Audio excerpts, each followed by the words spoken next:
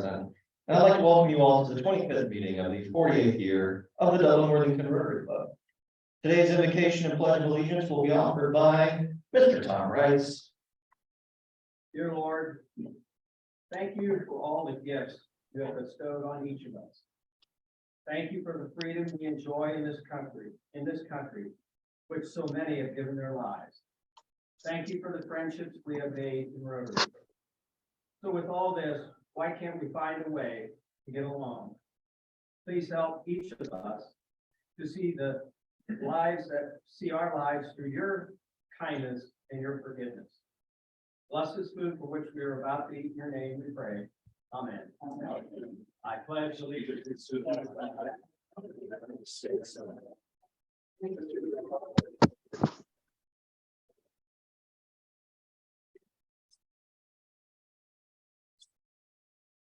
Thank you, Tom. Teresa, would you please introduce any visiting Rotarians or guests? Okay, speaker will be introduced in a little bit. Our sergeant, moving right along, is Alan Grossman. Get your wallets out, warm them up. Yes, everybody should get their dollars out. Fine as up to $3. Why not? You can all put $3 in a bucket, then we don't have to hear anything. Or, let's see, who should carry the bucket? How about, any volunteers? Carry the bucket? Darnell's got it. All right, thank you, Darnell. Let's start with happy dollars. Who's happy today? Somebody must be happy today about something. Dave. I'm just back from Veracruz, Mexico, where my wife and I spent the last 2 months. It was an invigorating time. Lots of great things happened. We were very fortunate to have Lynn Wixel and George Norris join us for 10 days. We interacted a lot with Rotary Club down there, as well as with the Paul Harris Center, which does outreach for Rotary in the city of Veracruz. And we have some interesting ideas that we're going to explore with the International Committee. And we hope eventually with the club here in terms of what we can do to support activities there, as well as build relationships with Rotary. So it was a great time, and thank you for allowing me to talk about it. Thank you, Dave, for sharing. Yes, sir. Mr. Sink. We had a great event on Saturday. I enjoyed it thoroughly. I met the whole team for North Community Health. We had a couple people on our team. It was a great time. I would also say bowling is very humbling. Fair enough. Thank you, Harry. Darnell.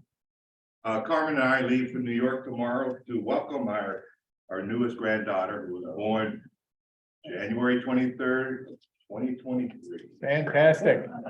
I think there's something about the foundation related today. You'll have to check with Tom because I don't remember that. Right, I already checked with him before I made the announcement. All right. Who else? Who else is happy today? George? Now, I had one of the best vacations I've ever had. Got driven around Mexico, lived with the people. You know, usually when we go on trips, we just get to see it from the first point of view. But I'm telling you, it was a wonderful time. You got to talk to the people, the Rotarians, and Dave was a wonderful host. Wonderful time. Terrific. Great. Thanks, George. Jerry? Well, I'm putting in $1 for the bowling because I'm the treasurer, and anytime money comes in, I'm happy. That's $1. I'm also happy I did not bowl, which means I did not fall down on the lanes. I'm happy for that. And I did see on the way in the sign behind the reception counter there, and the very first thing on there was, "We are not responsible for falling on the going beyond the foul line." So you know they don't want me to bowl. Well, they sure don't want you to fall or be responsible for it. Any other happies? Steve? I'm leaving for Disney in a month. Oh, no. You guys are on your own. Disney for a month? A week. Jim? Yeah, I'm happy. One about the bowling, it went quite well, I thought. Jim needs to be congratulated on it. Welcome to the pool like that.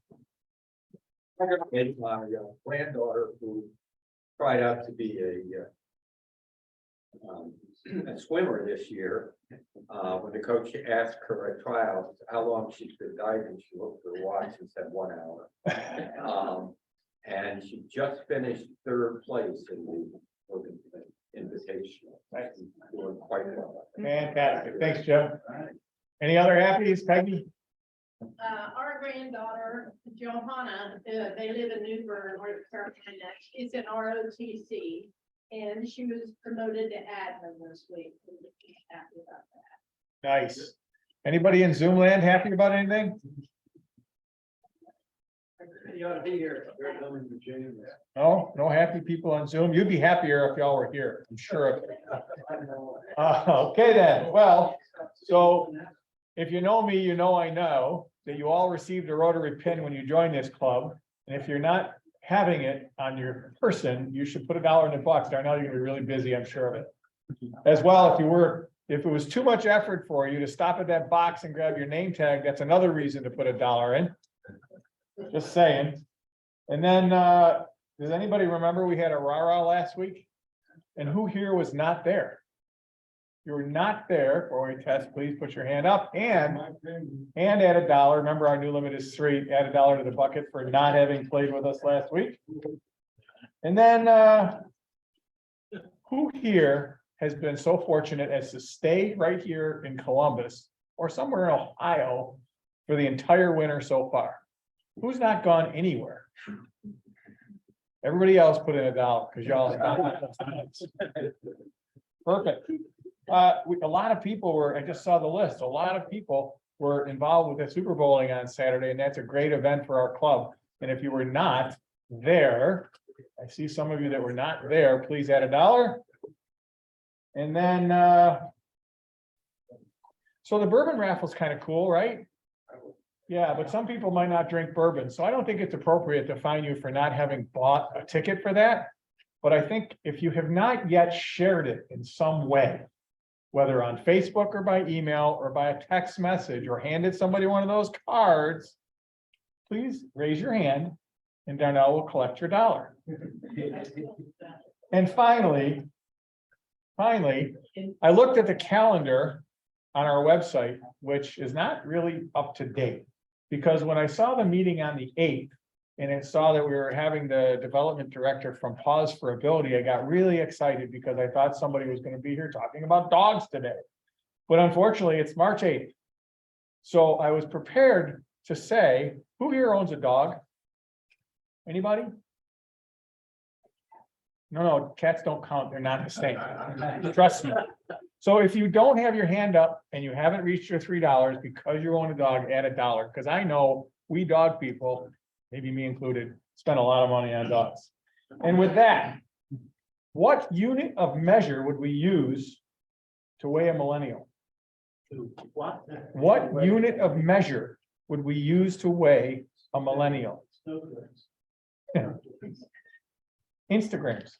Thank you, everybody.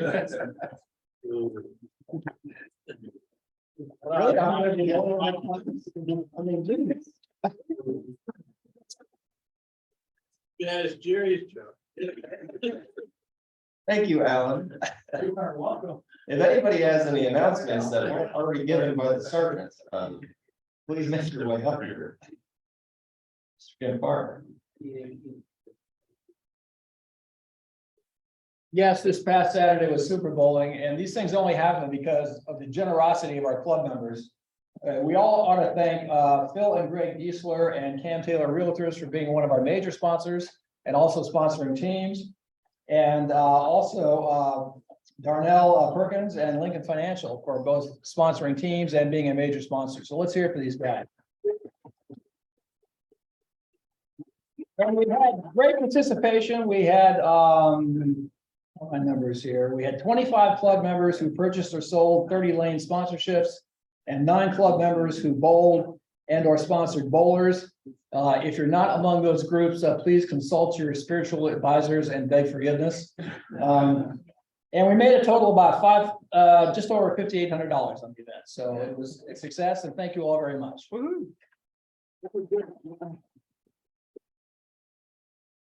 I need another chance to find you all that didn't clap. No, I'm actually here to talk about your foundation, which I'm really excited to report had two cases that I recall in the last month or so. One of them was a little bit contentious, but that's okay. We did a great thing for a senior citizen in Dublin who had a very drafty house with old cracked windows, and we partnered with Dublin Bridges and matched their $2,000 gift, and the woman put $1,000 in on her own. So we're going to make her infirmed self much warmer for the balance of the winter and beyond. And then another case or two that we've helped people with rent. So thank you very much for supporting your foundation, and we'll tell you more about that next month when we're speaking on the 1st. Thank you.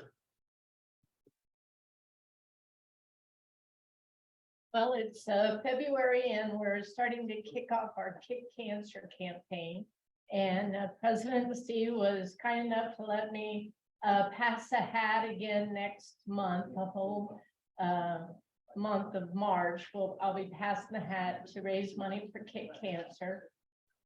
Last year, I told you that the researchers used our funds for a drug to help prolong the life of people with leukemia.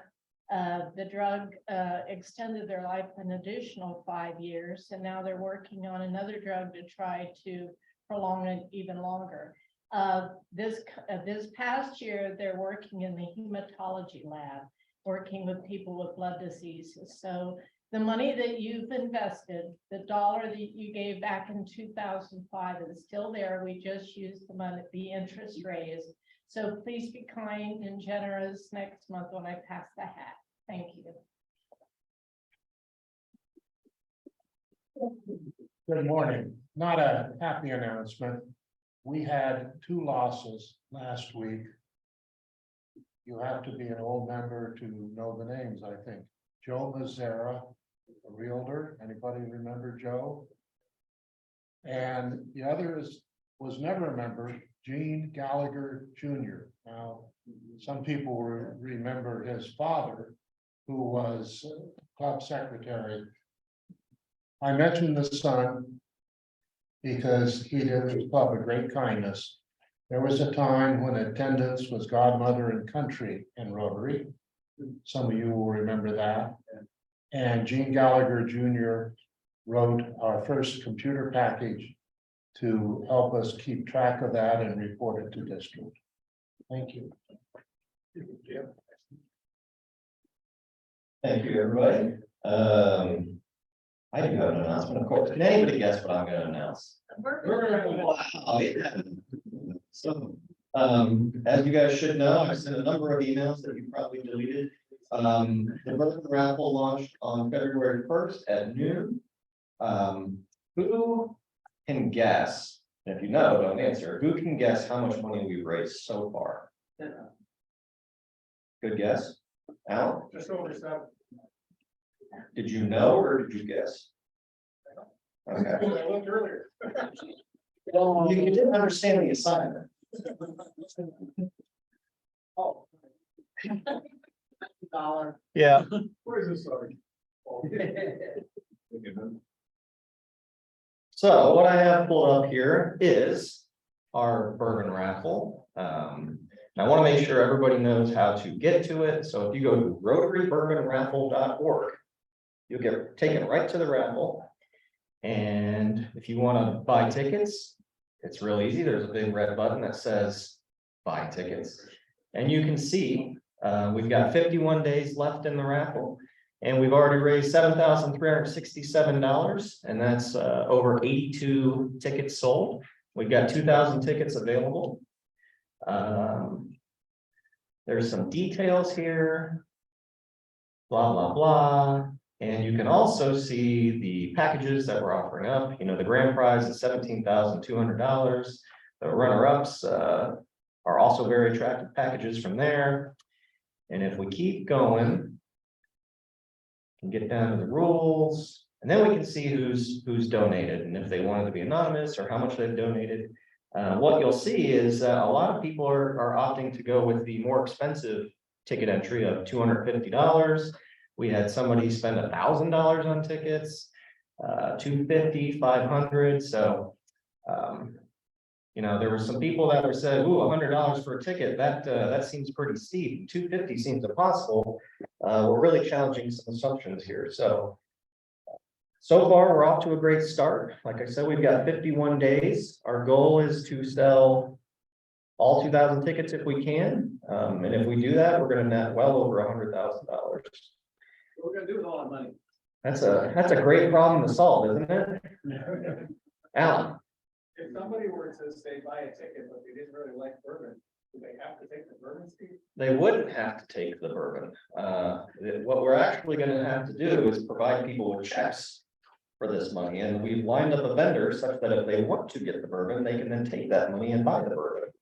But what they will end up with is a pile of cash, and they can do what they want to do with it. That's cool. More reason to sell tickets. That's right. So when you walked in, when you checked in, there are some flyers back there for those of you that want to take some, maybe post them up at your gym, your country club, your barber shop, hand them out to the cashier at the grocery store, whatever. Feel free to take as many as you think you can use. I'll have them out there week after week. I also want to make sure that everybody knows that you can share this easily on Facebook. So if you go to the raffle site, you should be able to find some links at the very top. It says share this fundraiser. If you click this, and you're already logged into Facebook, it'll make it real easy to share it to everybody you know. If you go to our Facebook page, you'll see the post that I've already made about it, and down here is another button that says share. And third, if you have trouble and you want help figuring out how to share, give me a call. I'll help you remotely and we'll get it shared. So that's what's going on with the raffle. It's pretty exciting. Okay. I think now we are, oh, Kim. The tickets have been sold so far. How many are sold to non-members of the club? The majority, I think. There's a lot of ways to measure a project. But a money-making project that does not depend on money from this club is a hell of a success. Congratulations. Oh, well, let's see. But thank you. Yes, the success of this raffle, what my tagline is, we're not selling tickets, we're promoting a raffle. And the more we promote it, the people that are interested in this, they will self-select and buy the tickets themselves. And that's what's happening so far. But we need to keep the heat on promoting it. Amen. Thank you. Yeah, I've shared it with some people that I know that they run cigar clubs. Mm. And a lot of the people that have cigar clubs, like. bourbon and Yes. stuff. So I sent some out that way and some have bought. That's perfect. That's exactly what we're looking for. Okay, now I think we're ready for our program. George or Wynn, one of you want to make an introduction? In here? Oh, sitting right there. Oh.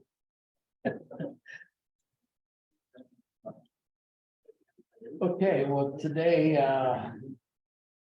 usually the, Rotary meeting before Valentine's Day, we try to get somebody to talk about love.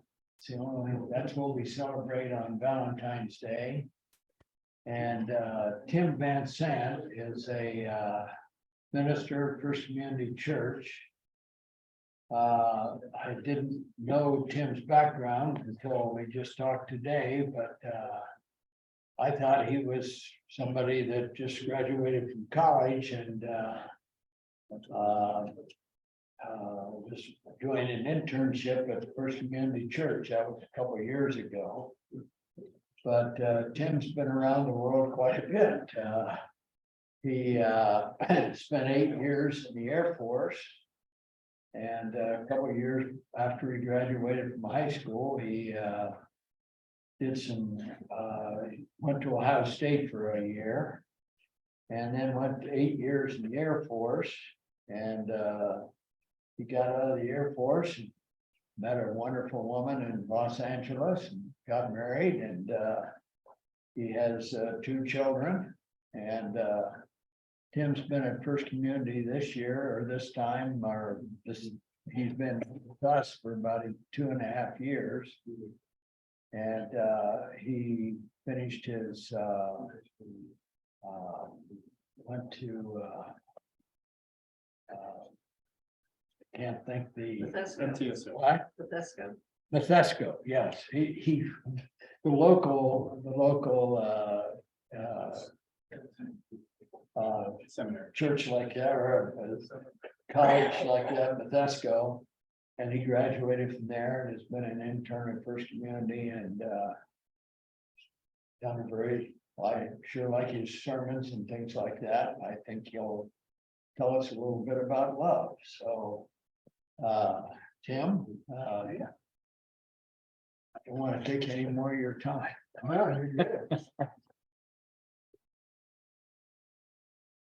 Yeah, thanks, George. Thanks for having me here. As George mentioned, I'm from Central Ohio originally, but I have lived most of my adult life away from Ohio. I was in the Air Force. I moved all around. I went out to Los Angeles after I got out of the Air Force, kind of sight unseen. It sounded like a cool place. I like beaches and stuff, and I had some friends out there. So I moved out there. That's where I met my beautiful wife. We had our first child out there. I have a 6-year-old and a 2-year-old daughter. And we got sick of the sunshine and sick of the beach, wanted to move back to Columbus to be closer to family. We moved back in 2018.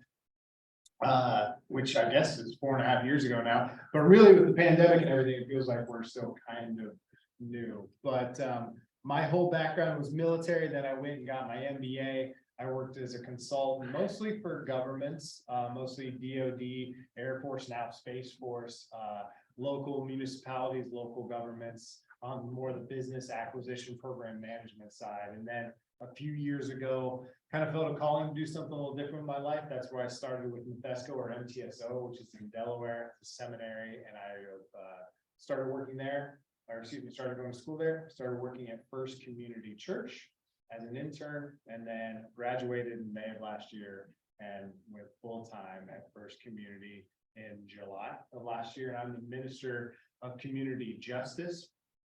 And I'm rooting for Philadelphia in the Super Bowl, just in case anybody knows. And also I'm a millennial, so I appreciate the millennial joke. I'm like on the geriatric side of millennials. I'm like almost as old as you can get and be considered a millennial, but I'm still right there. So yes, Valentine's Day is right around the corner. Some of you may have just panicked right now. Don't show it, keep your poker face, but if you need to, you know to find the florist after this. So George asked me, hey, could you come and talk about love a little bit? And if you ask my wife, she would tell you I'm pretty much an amateur on the subject. So I knew I needed to do a little bit of research here. So I went out on the internet to find experts on love. And that's why I'd like to show it's a little 2-minute video on the top experts in their field on love. I think the concept is love, maybe. I don't know. Love is, I don't know how to answer that question. Love actually feels kind of nice. It does. It feels like a spark. Love is about happiness, friendship, sharing, caring, and playing with each other. Love feels like you're brave and mighty. When two people meet and they're heart to heart. If you take someone to Hawaii, they would fall in love with you. Hugging, kissing. Ew. That's gross.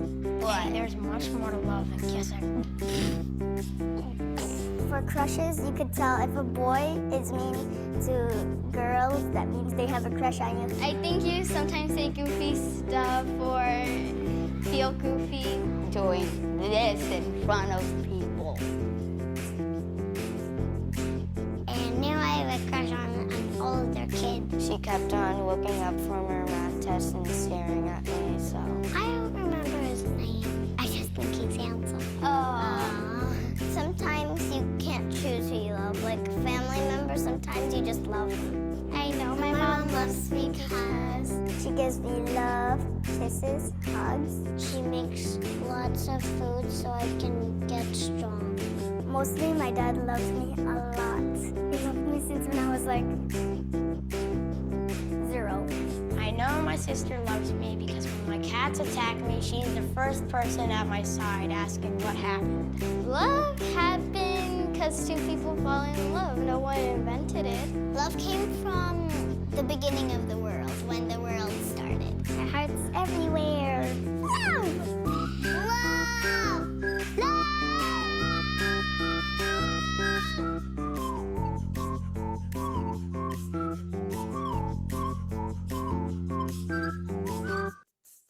Our kids are the best. That we do. They don't have the masks that we do. They're not cynical like we are. They just talk about love in funny and often pretty profound ways. So the same place I found this type of information, there was tons of quotes from kids ages from 4 to 9 that were talking about love. So I took some of my favorite ones, and I think there's some lessons that we can draw about love from these quotes. That's what we're gonna do. I got a few lessons that we learned from our experts in the field. There we go. Thank you, sir. Okay, so lesson number 1, we've learned from our experts in the field is love stinks. I think there was a song about that. Glenn, age 7, says, if falling in love is anything like learning how to spell, I don't want to do it. It takes too long. Kenny, age 7, says, it gives me a headache to think about that stuff. I'm only a kid. I don't need that kind of trouble. And he's pretty smart. Regina, age 10, says, I'm not rushing into love. I'm finding 4th grade hard enough. And Mr. Floyd, age 9, said, love is foolish, but I still might try it sometimes. So I think something we can take from that is love is a choice. Sure, love's a feeling, and we all remember that puppy dog love that we felt. We feel love towards people, but it's a choice. We make a decision to love someone because love sometimes, well, maybe many times hurts. Love can be hard, but it's a choice that we make. All right, advice number 2 from our sage experts. Love is deep. Here's some deep thoughts about love. Billy, age 4, says, when you love, or excuse me, when someone loves you, the way they say your name is different. You just know your name is safe in their mouth. Bobby, age 7, says, love is what's in the room with you at Christmas if you stop opening presents and listen. And May, age 9, says, no one is sure why it happens, but I heard it has something to do with how you smell. That's why perfume and deodorant are so popular. So there's some pretty good stuff there, but I think something we can take from this is love is deep within inside us. I think it's a God-given thing that we want to show love to people around us, and we also want to receive love. Love is God-given and very innate. Lesson 3, here's some wisdoms about love.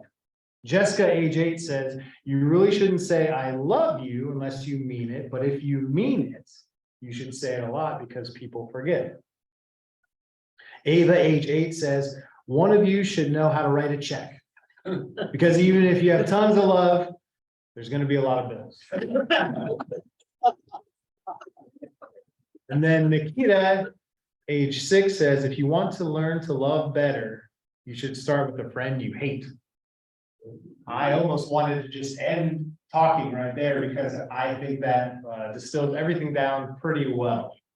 So love is about taking care of one another. We already learned that love is a choice, but love is an action. It's something that you show and do.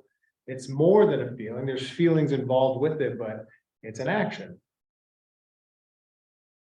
Lesson number 4 from our sage experts, love includes the little things. Marianne, age 4, says, love is when your puppy licks your face, even after you left him alone all day. Andrew, age 6, says, one of the people has freckles, so you find someone else who has freckles too. Karen, age 7, says, when you love somebody, your eyelashes go up and down and little stars come out of you. And then Tommy, age 6, says, love is like a little old woman and a little old man who are still friends, even after they know each other so well. So we can appreciate the little things in the relationship, whether it's your spouse or your children or a friend or a neighbor, or even a stranger that you just met that you shared a moment with. There's little things that come from these relationships that only we know about that person. And there's something really beautiful about that. Lesson number 5 from our experts: love is messy. Mark, age 6, says, love is when mommy sees daddy on the toilet and she doesn't think it's gross. Emily, age 8, says, love is when you kiss all the time. Then when you get tired of kissing, you still want to be together and you talk more. Mommy and daddy are like that. They look gross when they kiss. So love includes those messy things, those gross things. Love is sticking around when things get rough, when there's things that aren't pleasant, when we know those things about people that aren't beautiful or happy. Love sticks around when things get messy or gross. Lesson number 6 from our experts: love is sacrifice. Elaine, age 5, says love is when mommy gives daddy the best piece of chicken. Danny, age 7, says love is when my mommy makes coffee for my daddy and she takes a sip before she gives it to him to make sure it tastes okay. And then Rebecca, age 8, says when my grandmother got arthritis, she couldn't bend down and paint her toenails anymore. So my grandfather does it for her all the time, even when his hands got arthritis too. That's love. So love is sacrifice. Love is placing others' needs above our own. Anybody here that's been in a relationship, whether it's with, once again, your family, your spouse, a neighbor, other people in the community, a lot of times it's placing someone else's needs above your own. So a little round of applause for those little smart little geniuses that told us about love. So as I mentioned earlier, and I know Rotary, and I see it right over here, I see community service is one of the big tenets, and Rotary has that reputation for working in the community and community service and, being out there in the community. And I think that's a big part of love as well. Maybe we talked a little bit less about that with the kids. They're thinking more relationally, but I think it's on the same side of the same coin when we're talking about love, and that's the beloved community. You may have heard that term before, the beloved community. It was popularized by Martin Luther King Jr. It's, to summarize, a high-level goal of a community in which everyone is cared for, absence of poverty, hunger, and hate, sometimes called agape love or unconditional love. So I mentioned earlier, I'm the minister of community justice at First Community Church. So much of my job is to focus on the broader community. We do a lot of stuff in our congregation. That's very important as well. We take care of one another. But the reason I came about really, and the reason I was asked to become an intern is because there was a survey taken within the congregation about where they wanted to focus their love, that beloved community. And that was one of the top things that came from the people that they spoke to. We want to be out in the community more. We want to work towards that beloved community. So it actually comes from their 2021 strategic plan, and they put it in the most boring and organizational way ever on how to say you want to love the community. Maybe if you're in an organization or somewhere else, you kind of get that in strategic planning, but all of this stuff comes from this sentence. The church will broaden and emphasize its social consciousness with special attention to working toward racial equality, ending gun violence, and creating sustainable natural environment within the Columbus metro area. To me, I just see the beloved community, and that's what they want to do. I was given these few sentences when I came in. They're like, hey, cool, come in here and learn how to do Sunday service and, work with the congregation, but also do something with those couple of sentences. It's like, okay, well, that's pretty big. That's a lot of big stuff. That's a lot of things that are out in our community that really almost anything could fall under one of those 3 categories. So we started to think about how we can be out in that community. I'm sure you guys have these same conversations over the history of Rotary as well. How do we best serve the community? How do we get out there and love our neighbor? So we started to think about this a little bit, and we call it the community justice teams or programs. And basically, all community justice means is caring for our community, and particularly those that may be disadvantaged in one way or another. So we started to think about that and what's worked and what hasn't. And here's some of the things that we came up with. So our community justice teams are project-based. This is moving away from a lot of things you'll see in a church or maybe an organization that you're a part of, where there's this big program and it's going to take a long time and we work in a silo, our own little silo. And there's a lot of discussion and it takes years to implement, and maybe a lot of action takes place to begin with. So we wanted our stuff to be very action-based. We wanted to be projects that we can get involved to in the short term. So all of our projects are action-based, as we talked about, and we learned from the children, love is action. And we want to work along great partners in the community. It's all about building relationships and friendships and working towards that beloved community together. First Community building their own thing that takes 3 years to implement doesn't really do a lot in the community today, and the community needs, as you know, change over time. We want to get out of our comfort zone and our bubble a little bit. I think that also talks to love. A lot of people that are at First Community are, from Dublin or UA or Hilliard or Grandview or even Worthington. So that's a lot of areas that we're very familiar with, and there's certain demographics to that area, and we want to work with those communities, certainly work with all communities in Central Ohio, but also be able to go to different communities that maybe we're not comfortable in. Maybe it's not places that are in our sphere of influence, people that we normally associate with or have relationships with.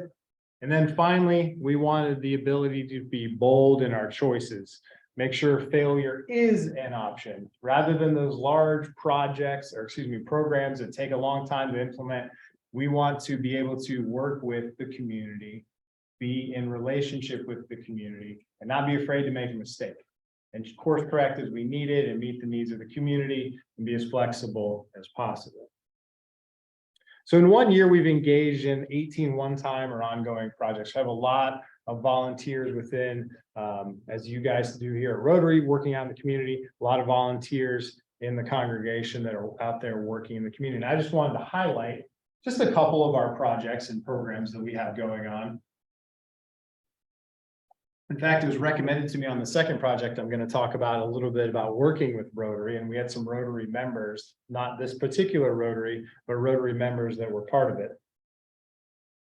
So the first one I'd like to talk about is these monthly Ministries for Movement marches and partnership. And there's a way for us to kind of work towards that beloved community that I talked about a little bit earlier. So we started this project. I'm brand new to the church, and we are thinking, how do we get out and out of our comfort zone?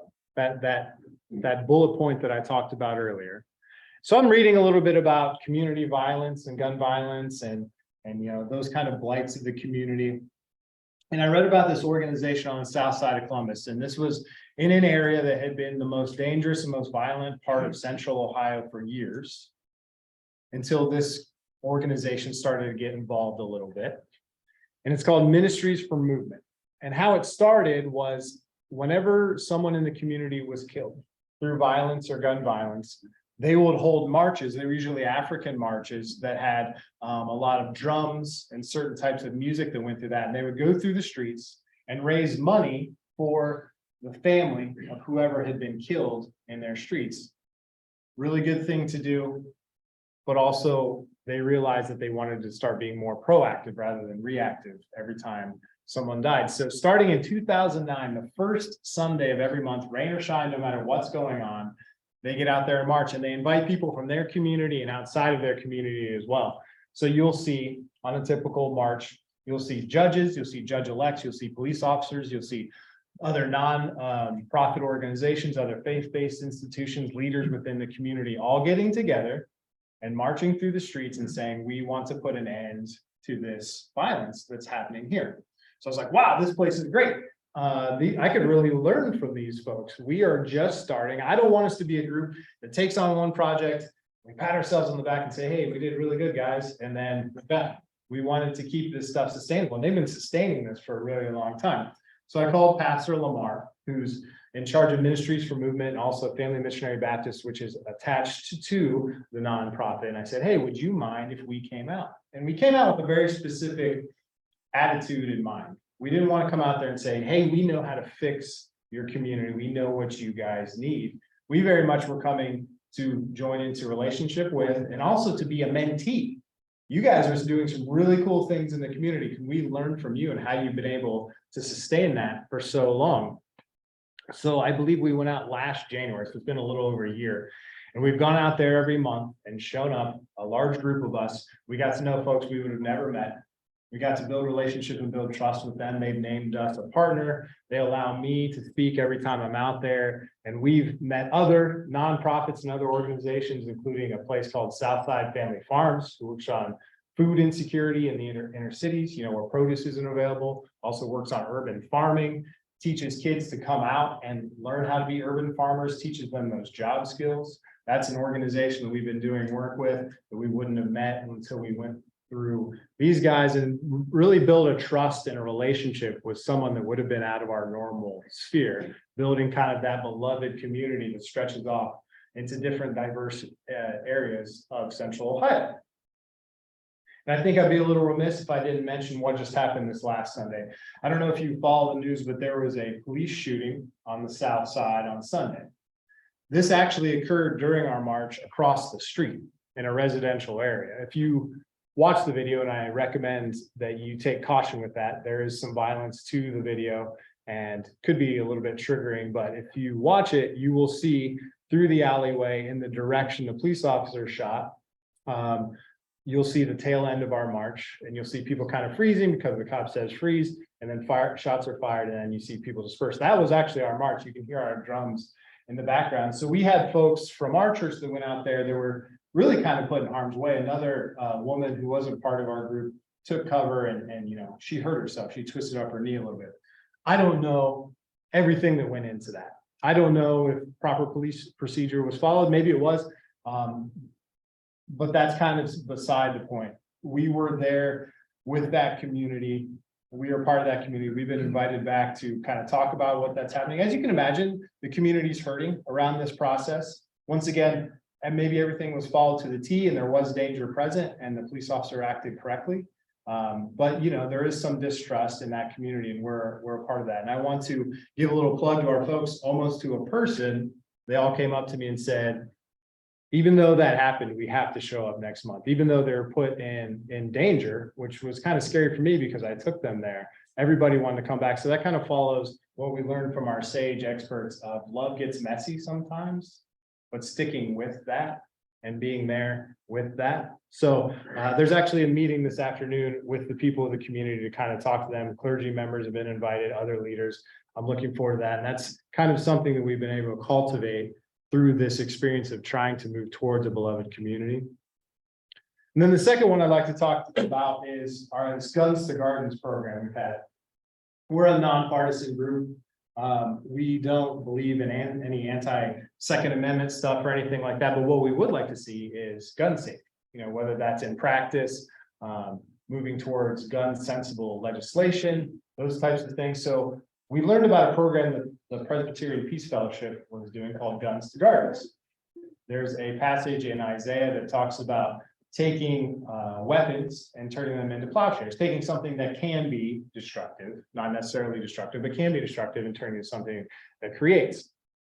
So we worked with them. There was a Guns to Garden campaign that happened last June. It was nationwide. It was like in 15 locations from Oakland to Buffalo. And we were one of those spots, and we collected guns that people did not want in their home. These weren't necessarily folks that, you know, knew how to responsibly store a gun or responsibly use a gun. There, maybe someone had left them a gun. Maybe a spouse had passed away and that gun had been there. Then they had kids coming around, their grandkids, but they wanted that weapon out of the house because they didn't know how to store it. They didn't really want to sell it and go through all that. So this gave folks a chance to bring in weapons, and we would take them, we would cut them down, and we would actually turn them into pieces of art. Stephen Canetto was our artist that did that stuff.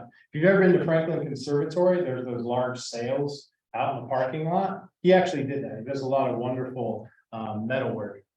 So we held that, and it wasn't a gun buyback. We weren't saying we'll give you $300 for your gun, but it was a chance for people that could bring in the guns, no question asked, and it would be turned into an art piece. And we collected, I think like 35 guns that day, which is phenomenal for someone that's not offering anything in return for someone's gun, because those do have, you know, actual tangible value. And we did that, and something really cool happened because it got picked up by the dispatch, it got picked up by a couple of news outlets. And that was broadcast out, and we've continued to have people that have reached out to us to say some of those same things. I have this gun. I got it from wherever. I don't know how to store it. I have grandkids or kids that are around, and could you take this from me? And I'd like to turn it into a nice piece of artwork. So that's one thing that we've done that, maybe isn't a big drop in the bucket in taking away guns that aren't secured properly, but it's a nice message to send out there that we care about our community. We care that gun violence is happening. A corollary to that is through that program, we met Moms Demand Action, which is a group that's working towards gun safety. And we started working with them on this Be Smart program, where we go into any organization, any of your organizations, any organizations here, and basically teach people about gun safety. If you have a gun in your home, how do you store it? What's the best way to do so? If you have children in your home, how do you talk to them about it? If you have children that are going to someone else's house, how do you talk to them or the parents about how it's properly stored? I learned through this program, there's 5.4 million children in the United States that have access to an unsecured gun. And it's just some of that information that we can just get out there. It's very practical information that hopefully works towards lowering the chances of gun violence. So those are a few things, and I'm sure Rotary has a ton of stories about that as well, of moving towards that beloved community, loving your neighbor, and kind of how that works. But I just wanted to give a couple examples out there of things we've done recently. And I got to conclude, and I'm contractually obligated to give you one Bible verse. And it's only going to be one. It's part of my contract. 1 John 4:7, dear friends, let us love one another, for love comes from God. Everyone who loves has been born of God and knows God. And if I had to pick one singular truth in the Bible, I would say that it's this.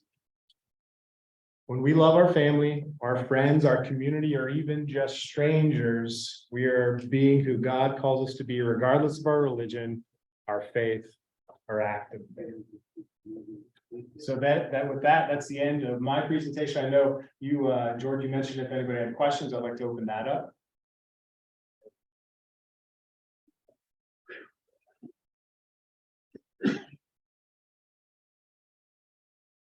Yes, sir. In the Valentine's Day moment in my journey, Mhm.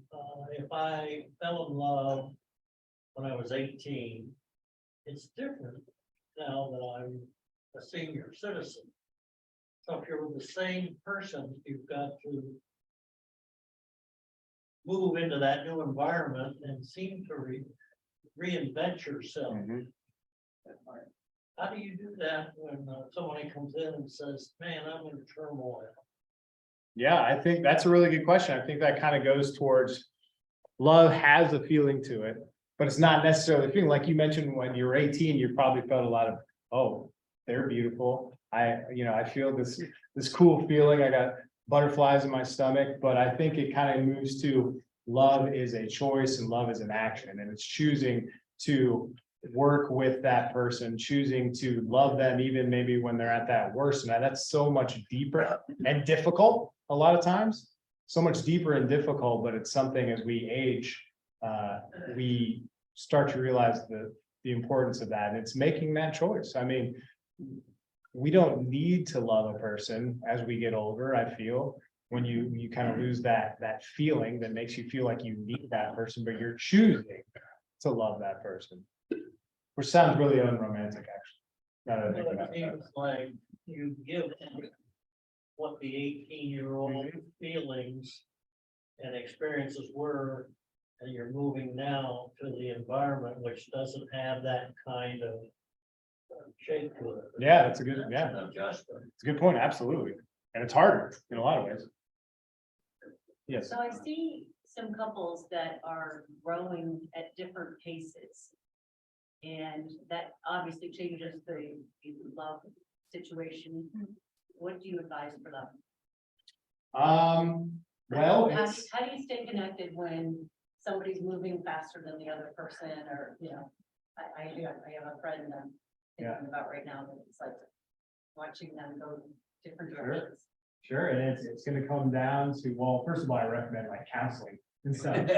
I've been marital counseling, and it's like the best thing ever. It's helps you get out, some of those things, you almost have like a referee to your relationship, but it really comes down to that choice, that action. Does the person that is maybe falling behind, do they want to catch up? Do they want to make that effort? Because you get that apathy in there, where maybe they're falling apart and they choose to stay apathetic, and that's not going to do a lot. It's going to take that hard action or that hard choice to stay with someone. And, maybe that always doesn't work out, but I think it's that conscious decision that we love each other and we're going to stay together. We will maintain that, someone being outpaced by the other, and we will maintain that love and have that dedication to it, to keep it going forward. Because if you don't, like you said, they're just going to go apart. Yes, sir. When we first got married, we hung around with some older people, 2 years older. And one of the quotes was from the Pennsylvania Dutch, and I can't say the Pennsylvania Dutch, but it means number one's than you have learned. And 61 years later, we're still learning. Yeah. Yeah, that's a great, I love that. What, can you say that? Number one's than you have learned. I'm gonna start using that. And I think that's a big part of it, right? Is being open to not being stuck in your ways and learning from the other, right? I mean, I'm such an idiot. I can't tell you guys. That's a great one for me. We're on 7 years of marriage, and I'm at times I thought I had all figured out, and we were ready to roll, and we just continue to evolve and move, and you kind of have to continue to do that. And it takes effort. It takes effort to love. I think sometimes we think about like, oh, I'm just a loving person, and that's a state of being. Love is almost like brushing your teeth or being clean. It's something you have to work at to maintain. And it's that, putting that, wanting to do that for the other person, because it's not always easy. That was great. I love that. I'm gonna use that saying. Anything else? Perfect. Thank you very All much. right, thank you very much.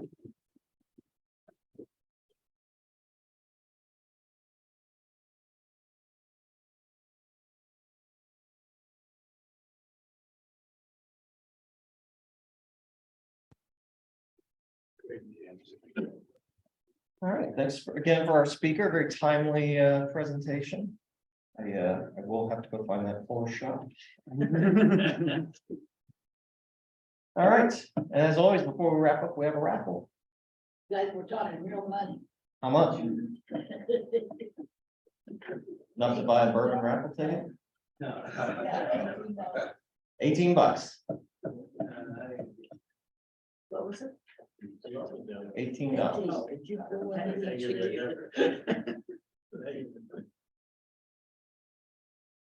The last four digits are 8825. 8825. Jim Miller. Perennial winner.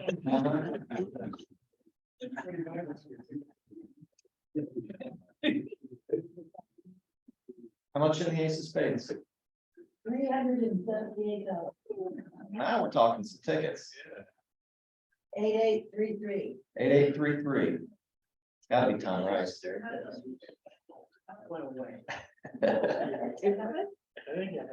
Yeah. Eric. I don't have my glasses on. That's good to me. All right, come on up here. Got plenty to choose from. Don't make it count. Don't make it count, I'll buy tickets. No. 10 of clubs, no good. That's the play. All right, everybody. Let's do the four-way test. You would rise and repeat with me of the things we think, say, and do first. Yes. Is it true? Second. Third. And fourth. Concerned. Thank you, everybody. Please remember to turn your cell phones back on and remember to return your badge. We are adjourned. Nice job.